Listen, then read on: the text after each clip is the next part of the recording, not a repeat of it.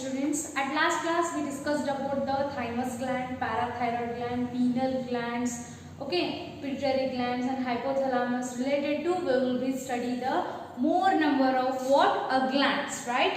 And today class we will be discussed about the very important gland that is we called as a adrenal gland. Idra ಬಗ್ಗೆ ನಮಗೆ ಗೊತ್ತಿದೆ adrenal gland. It is a emergency hormone.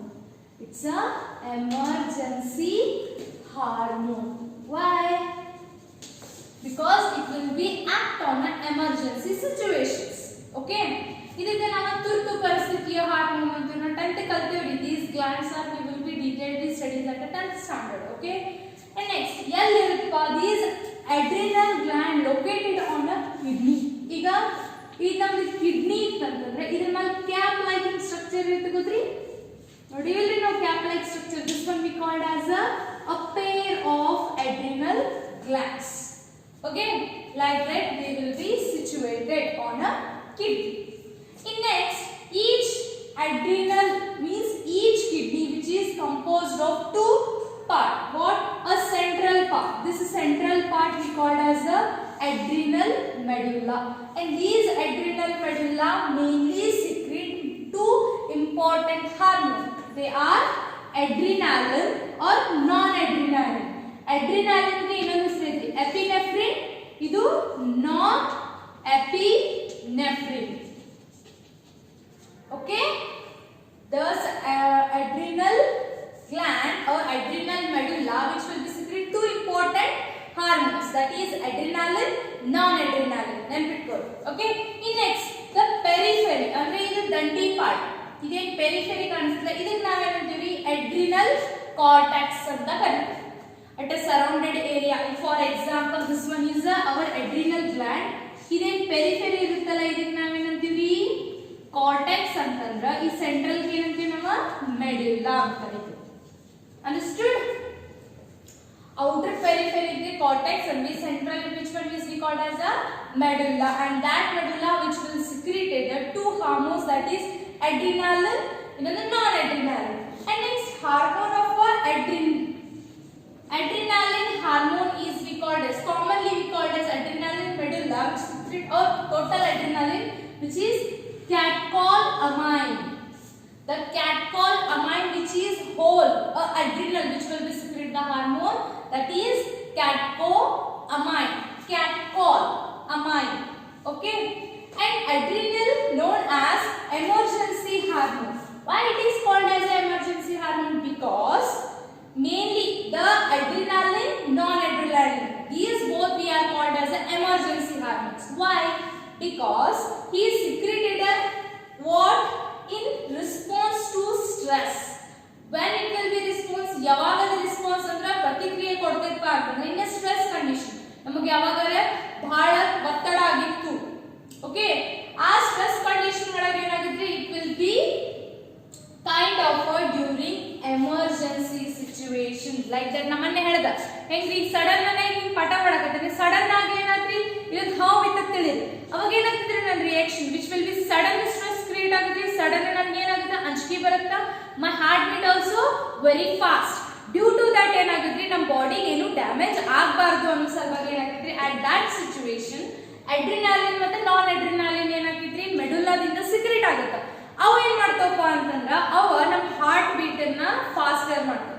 Glycogen ಇದ್ದ glucose ಹಾಕಂತ, ಯಾಕಂದ್ರೆ energy provide ಬೇಕಲ್ಲ, ಎಲ್ಲಾ hormone excited state ಒಳಗೆ ಇರ್ತಾವ್ರಿ, ಅವೆಲ್ಲದನ್ನು ಏನ್ ಮಾಡ್ಬೇಕಾದ್ರೆ ಕಂಟ್ರೋಲ್ ಮಾಡ್ಬೇಕು. ಹೌದಿಲ್ಲ? Due to that they will want for what, they will want a particular energy. I mean contraction, heart beat ಅನ್ನ ಏನ್ ಮಾಡ್ತಾವ, respiration ನ fast ಮಾಡ್ತಾವ್ರಿ due to maintain that particular situation. Okay, ಅದಕ್ಕೆ ಇದಕ್ಕೆ ನಾವೇನಂತ ಕರಿತೀವಿ, ಎಮರ್ಜೆನ್ಸಿ ಹಾರ್ಮೋನ್ ಅಂತ ಕರಿತೀವಿ. And these catecholamine are also known as the 3F hormone ಅಂತ ಕರಿತೀವಿ. ಇದಕ್ಕೆ ಏನಂತ ಕರಿತೀವಿ, 3F hormone. ನೋಡಿ, adrenaline, non-adrenaline ಇದಕ್ಕೆ ಏನ್ ಕರಿತೀವಿ, ಎಮರ್ಜೆನ್ಸಿ ಹಾರ್ಮೋನ್ ಅಂತ ಕರಿತೀವಿ.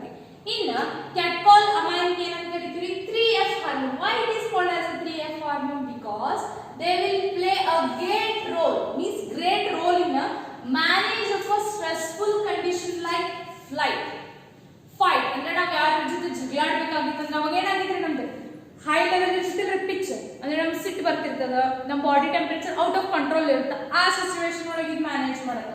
ಮತ್ತು ಫಾರ್ ಅ ಫ್ಲೈಟ್ ಅಂತಂದ್ರೆ ಏನ್ರಿ, ಈಗ ನಾವು ಎಲ್ಲರೇ ಈಗ ಜೋಕಾಲಾಗದು ಕುಂತಂಗ ವಿಮಾನದಾಗದು ಕುಂತಾಗ ಏನಾಗುತ್ತೆ, we will be having a fear condition. That situation also handled by these catcall amine. And loss of freedom means what? ಅಂಜಿಕೆ ಬಂದಾಗ, ಓಕೆ, ಅಂದ್ರೆ ಸ್ಟ್ರೆಸ್ ಆದಾಗ ಜಾಸ್ತಿ ಒಮ್ಮೆ ಸಡನ್ ಈಗ ಅಂಜಿಕೆ ಹೇಳ್ದಲ್ಲ ಹಾವು ಇದ್ದಾಗ ಒಮ್ಮೆ ಸಡನ್ ಅಂಜಿಕೆ ಬರುತ್ತಲ್ರಿ ನಮ್ಗೆ, like that is a fretting condition. Okay, in next main what are the functions of adrenaline and non adrenaline ಅಂದ್ರೆ adrenal non adrenal. catcholamiine it is commonly called as a 3F hormone. Why? F for fight, flight and fright. Understood? In next, ಇದೇನ್ ಮಾಡುತ್ತಪ್ಪ adrenaline non adrenal, it is increase the alertness ಅಂದ್ರೆ ನನ್ ಇದು ಜಾಗೃತಿ ಮೂಡಿಸ್ತಿದ್ರಿ ಯಾವ್ದ adrenaline. Next pilo irritation means raising the hairs. For example sudden ಅಂಜಿಕೆ ಬಂತು, ಏನೋ ನಾ ಫೀಲ್ ಮಾಡ್ಕೊಂಡಿ ಅಂದ್ರೆ ಏನಾಗ್ತೈತಿ, ಇವು ಹೇರ್ಸ್ ಅಂದ್ರೆ ಹಿಂಗೆ ಹೇಳ್ತಾಗೋತ್ರಿ, ನಮ್ಗೆ ಥಂಡಿ ಹತ್ತಿದಾಗ ಹಿಂಗೆ ಸೆಡ್ತಿರ್ತಾವಲ್ಲ hairs, that is we called as a pillow irrigation, like that rising of a hairs. And next is sweating agitri. And next increase the heart rate. And next the strength of a heart for contraction. ಇಂತ condition ಒಳಗೆ ಏನಾಗ್ತೈತಿ, heart beat ಜಾಸ್ತಿ ಆಗ್ತದೆ, ನಮ್ದು ಏನಾಗ್ತೈತಿ contraction relaxation ಜಾಸ್ತಿ ಆಗುತ್ತಿಲ್ಲ, due to that ಅದನ್ನು ಮೇಂಟೈನ್ ಮಾಡುತ್ತೆ. ಮತ್ತು ರೇಟ್ ಆಫ್ ರೆಸ್ಪಿರೇಷನ್ ಜಾಸ್ತಿ ಆದ್ರೆ ಏನಾಗುತ್ತೆ, ಎಲ್ಲಾ ಸೆಲ್ಸ್ ಒಳಗೂ ಏನಾಗ್ತದೆ ನಮ್ಗೆ ಕಾಮನ್ ಆಗಿ ಆಕ್ಸಿಜನ್ ಪ್ರೊವೈಡ್ ಆಗಬೇಕು. ಈಗ ನಾವು ಕಾಂಟ್ರಾಕ್ಷನ್ ಒಂದೇ ಇತ್ತು, ಹಾರ್ಟ್ ಎಲ್ಲ ಕಡೆ ಪಂಪ್ ಮಾಡುತ್ತೆ, ಬಟ್ ಆಕ್ಸಿಜನ್ ಇರಲಿಲ್ಲ ಅಂದ್ರೆ it is not fair, no. That's why the increase of respiration also very important. In next it is also in that ಏನಾಗುತ್ತೆ, increase the rate of respiration. in next break down the glycogen into glucose. ಇದು ಯಾಕೆ ಆಗ್ಬೇಕು ಹೇಳ್ರಿ, if for example ಇಂತ ಫ್ರಿಕಿ condition ಒಳಗ ನಾ fight ಮಾಡ್ಬೇಕಾಗಿತ್ತಂದ್ರೆ our cell have to provided by the energy ಬೇಕಿಲ್ಲೋ, ಆ ಎನರ್ಜಿ ಎದ್ರಿಂದ ಪ್ರೊವೈಡ್ ಆಗಿದ್ರೆ ನಮ್ಮ ಬಾಡಿ ಒಳಗ ಗ್ಲೂಕೋಸ್ ಇಂದ. ಆ ಗ್ಲೂಕೋಸ್ ನಮ್ಮ ಬಾಡಿ ಒಳಗೆ ಏನಾಗಿ ಸ್ಟೋರ್ ಆಗಿರುತ್ತೆ, ಗ್ಲೈಕೋಜನ್ ಆಗಿ ಸ್ಟೋರ್ ಆಗಿರುತ್ತೆ. ಈ ಅಡ್ರಿನಾಲಿನ್ ಏನ್ ಮಾಡ್ತೈತಿ ಅಂತ ಸಿಚುವೇಶನ್ಸ್ ಒಳಗ ಗ್ಲೈಕೋಜನ್ ಇದನ್ನ ಗ್ಲೂಕೋಸ್ ಮಾಡ್ತೈತಿ. ಇದ ಗ್ಲೂಕೋಸ್ ಏನಾಗ್ತೈತಿ ಥ್ರೂ ಔಟ್ ದ ಬಾಡಿಗೆಲ್ಲ ಪ್ರೊವೈಡ್ ಆಗಿ it will produce the energy and also it will be break the protein and fats. Protein ಮತ್ತು ಫ್ಯಾಟ್ಸ್ ಅನ್ನು ಬ್ರೇಕ್ ಮಾಡೋದ್ರಿಂದ ಏನಾಗುತ್ತೆ, ಎನರ್ಜಿ ಪ್ರೊವೈಡ್ ಆಗುತ್ತಾ. Okay, and next function will B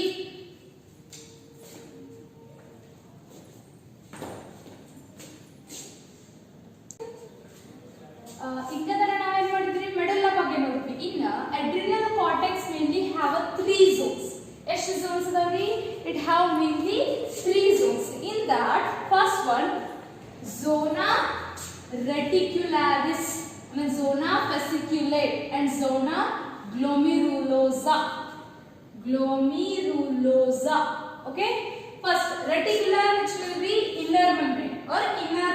If it is a adrenal, it is a medulla, and here it is a innermost, middle and outer, 3 regions.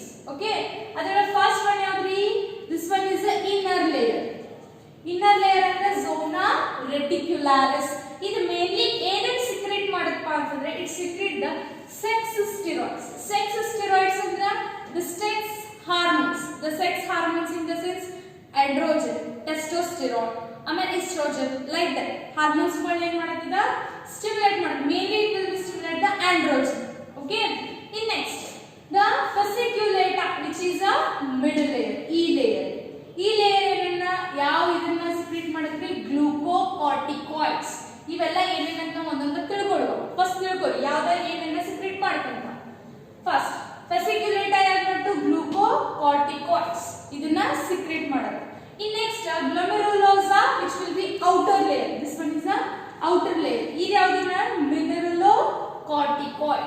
mineralocorticoids. Okay, mainly what is the corticoids ಅಂತಂದ್ರೆ these are the adrenal secrete many steroid hormones. That many steroid hormones we commonly called as what? Corticoids. ಈ corticoids which is regulate the carbohydrates. ಇದ corticoids ಎಲ್ಲಾರೆ glucose regulated help ಆತ ಅಥವಾ carbohydrate regulated help ಆತ ಅಂದ್ರೆ ಅದಕ್ಕೆ ಏನಂತೀವಿ ನಾವು ಗ್ಲೂಕೋಕಾರ್ಟಿಕಾಯ್ಡ್ಸ್ ಅಂತ ಕರಿತೀವಿ. ಅಂದ್ರ the corticoid which is function in the metabolism of carbohydrate ಐತಂದ್ರ ಅದಕ್ಕೆ ಏನಂದ್ವಿ ಗ್ಲೂಕೋಕಾರ್ಟಿಕಾಯ್ಡ್ಸ್ ಅಂತ. In next corticoids which regulate the balance of H2O electrolytes ಅಂದ್ರೆ ಮಿನರಲ್ಸ್ ನ ಮೇಂಟೈನ್ ಮಾಡ್ತಿತ್ತು ಯಾವ್ದಾ ಕಾರ್ಟಿಕಾಯ್ಡ್, ಅದಕ್ಕೆ ಏನಂದ್ವಿ ಮಿನರಲ್ ಕಾರ್ಟಿಕಾಯ್ಡ್ಸ್. ನೋಡಿ ಇದನ್ನ ಪ್ರಿನ್ಸಿಪಲ್ ನ ಬ್ಯಾಲೆನ್ಸ್ ಮಾಡೋದಾದ್ರಿ cortisol and which will be principal ಅಂದ್ರೆ ಇದನ್ನ ಮೇಂಟೈನ್ ಮಾಡೋದಾದ್ರಿ cortisol and these mineral corticoids ನ ಮೇಂಟೈನ್ ಮಾಡೋದಾದ್ರಿ aldosterone. Okay, aldosterone.